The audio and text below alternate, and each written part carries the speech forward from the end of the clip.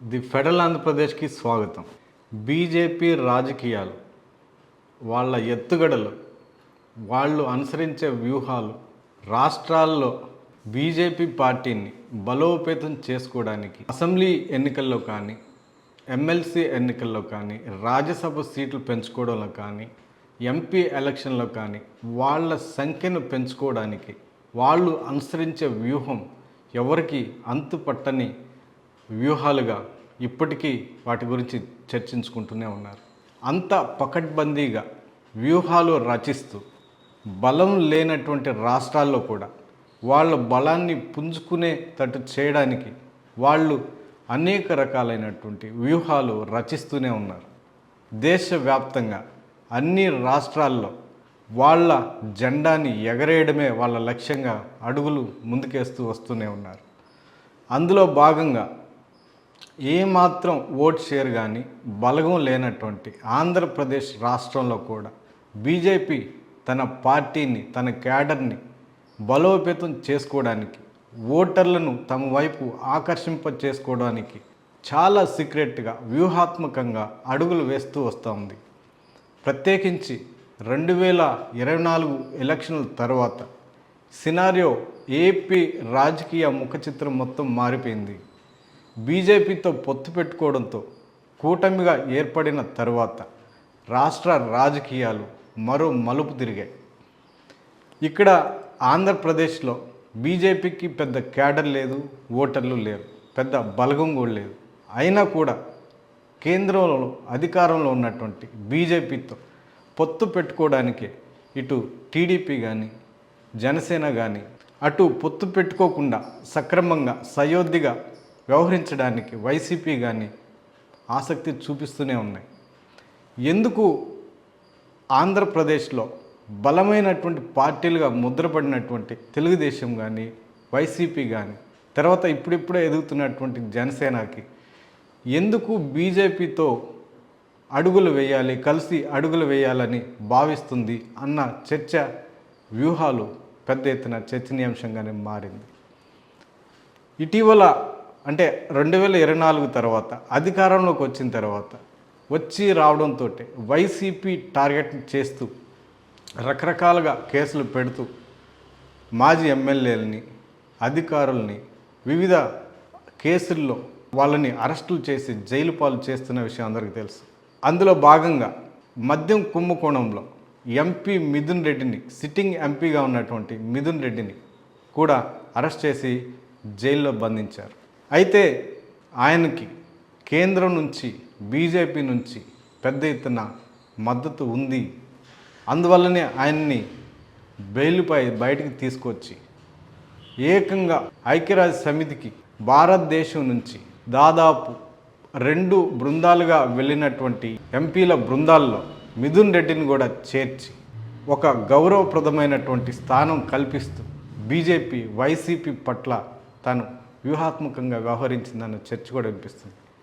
ఒకవైపు వైసీపీ టార్గెట్గా ప్రత్యేకించి టీడీపీ వ్యవహరిస్తున్న తీరు ఒక విధంగా ఉంటే, మరోవైపు బీజేపీ అండదండలు వైసీపీకి పుష్కలంగా ఉన్నాయి. దానికి నిదర్శనం MP Mithun Reddy arrest, bail, తర్వాత ఆయనని ఐక్యరాజ్య సమితికి పంపడం అన్న విషయాలు కూడా చర్చనీయాంశంగా మారాయి.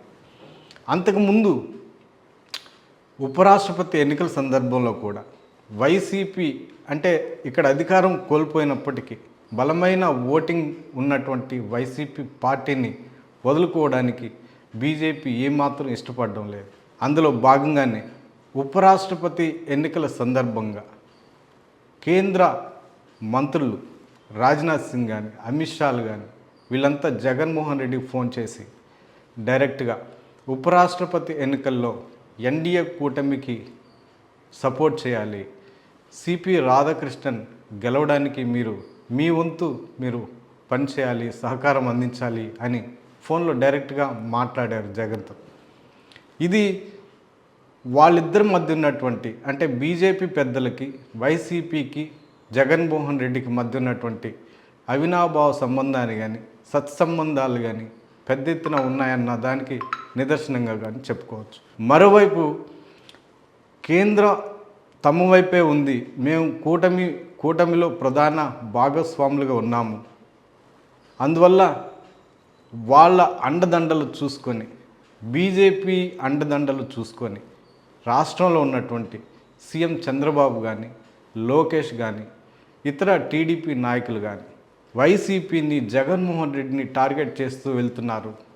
ఆ పార్టీకి సంబంధించినటువంటి నాయకుల మీద, క్యాడర్ మీద బలవంతంగా కేసులు నమోదు చేసి ఇబ్బందులు పాలు చేస్తున్నారు అని ఆ పార్టీ రాజకీయ విశ్లేషకుల్లో కూడా ఒక పెద్ద చర్చగా ఉంది.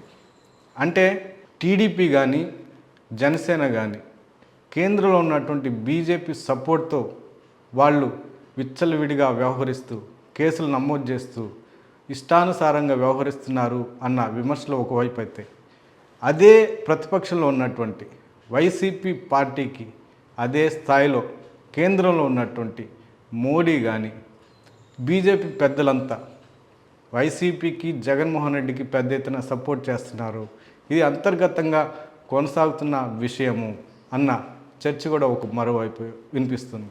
అంటే బీజేపీ ఇరు వర్గాలతో ఎలా సీక్రెట్గా, రహస్యంగా, వ్యూహాత్మకంగా అడుగులు వేస్తుందో అన్న విషయం కూడా పెద్ద ఎత్తున చర్చనీయాంశంగా కూడా మారింది.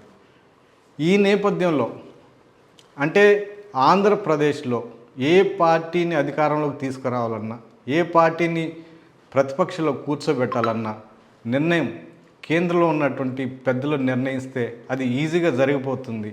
వాళ్ళ ఆదేశానుసారం, వాళ్ళ ఆలోచన సరళి మేరకు ఎవరైతే నడుచుకుంటారో వాళ్ళు అధికార పీఠం ఎక్కుతున్నారు అన్న చర్చ కూడా పెద్ద ఎత్తున వినిపిస్తుంది. అంటే ఇదంతా సీనియర్ మోస్ట్ పొలిటీషియన్ అయినటువంటి 40 ఏళ్ల రాజకీయ అనుభవం కలిగినటువంటి చంద్రబాబుకు తెలియదా అంటే ఆయనకి తెలుసు.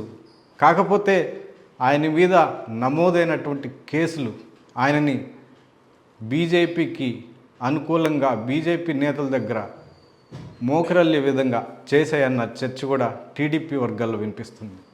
ఈ నేపథ్యంలో భవిష్యత్తులో టీడీపీ కానీ, చంద్రబాబు కానీ, ఇటు వైసీపీ కానీ, వైఎస్ జగన్మోహన్ రెడ్డి కానీ ఏ విధంగా బీజేపీతో సఖ్యతగా ఉంటారు అన్నది పోటీ పడే ఇరు పార్టీలు పెద్ద ఎత్తున పోటీలు పడి వాళ్ళిద్దరి దగ్గర మోకరిల్లే అవకాశాలు కూడా ఉన్నాయి. దీని ద్వారా ఆంధ్రప్రదేశ్కి జరగాల్సిన మేళ్ళు కానీ, విభజన చట్ట హామీలు కానీ, రావాల్సిన హక్కులు కానీ జరిగే అవకాశాలు లేవు. ఇది రాష్ట్ర భవిష్యత్తుకి పెద్ద ప్రమాదం అన్న విమర్శలు కూడా పెద్ద ఎత్తున వినిపిస్తున్నాయి. ఈ నేపథ్యంలో ఆంధ్రప్రదేశ్కి సంబంధించి మేలు చేయడంలో కానీ, లేకపోతే ఆంధ్రప్రదేశ్లో డెవలప్మెంట్ సంబంధించినటువంటి యాక్టివిటీస్ చేసి, పెద్ద ఎత్తున అభివృద్ధి కార్యక్రమాలు చేసి ప్రజలను తమ వైపు తిప్పుకునే ఆలోచనలు బీజేపీకి ఏమాత్రం లేవన్న చర్చ కూడా పెద్ద ఎత్తున వినిపిస్తున్నాయి. ఈ నేపథ్యంలో ఈ త్రిముఖ చక్రంగా నడుస్తున్నటువంటి ఈ రాజకీయ వ్యూహంలో ఎవరిది పైచేయి అవుతుంది, 2029 నాటికి ఎవరు ఏ గూటికి చేరుతారు, ఎవరు బీజేపీ పక్షాన్ని నిలుస్తారు, ఎవరు ఒంటరిగా రంగంలో దిగుతారు అన్నది భవిష్యత్తులో చూద్దాం.